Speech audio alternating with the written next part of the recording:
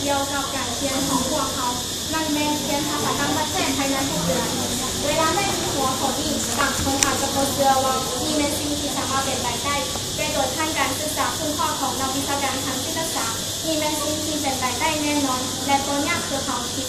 เริ่มในสมัยเก่าจนถึงปัจจุบันหลายคนเชื่อว่าคนที่อยากเรียนภาษาใหม่ต้องมีพรสวรรค์และเพื่อให้เรียนได้ดีควรไปอาศัยประเภทของภาษานั้นเดินมือนี่ข้าพเจ้าอยากบอกบรรดามุขเคือมองสองภาษาดังเรานี่ล้วนแต่โมเมนต์สิ่งที่จำเป็นต้องในการเรียนภาษาใหม่สาเหตุที่หนึ่งเรื่องว่าความอาจสามารถในการเรียนของมนุษย์เขาสูง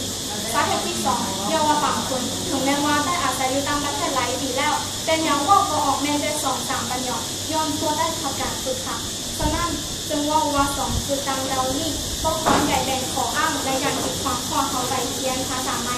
ก็ต้องแต่งตัวว่าตัวเองบ่มีคนสวรรค์หรือว่าบ่มีเงินที่เพียงพอไปเรียนอยู่ต่างประเทศ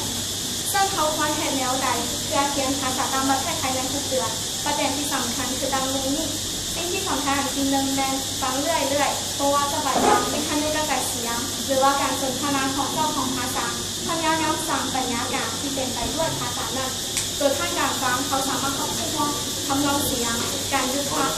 หรือว่าว่าวของภาษานั้นเป็นคือแนวใดแล้วจะช่วยการว่าวของเขาเองตัวอย่างที่ดีก็คือข้าพเจ้ามีมูเราที่กำลังเรียนภาษาจีนเราบอกว่าเรามาไปฟังการลุ้นกันของมูเขาถึงแม้ว่าเรายังก็ทันสามารถเข้าใจหมดแต่โดยท่านอยากฟังคำศัพท์ที่เราสามารถเข้าใจได้ตัวนับมือนับคืนถึงแล้วสิ่งที่สำคัญอันที่สองแมนมักว่าวในการเริ่มต้นอาจจะว่าวได้2-3 คำก็คืออาจารย์โตกระตาการว่าวอาจจะก็ถือต้องตามระเบียบคำหรือว่าวิญญาณรวมก็ตามก็เป็นหลักก็ต้องอ่านว่าวรอดเขาว่าพบกับคำศัพท์ที่丰富พยายามใส่กิริยาท่าทีเพื่อแสดงมันออกที่สามารถช่วยเขาสร้างความเข้าใจโดยตรงกับวัตถุสิ่งของนั้นหลังจากเรื่องเคยการว่าด้วยคำศัพท์แล้วพวกในขันประโยชน์คือมีเมนโตมีเมนกระตา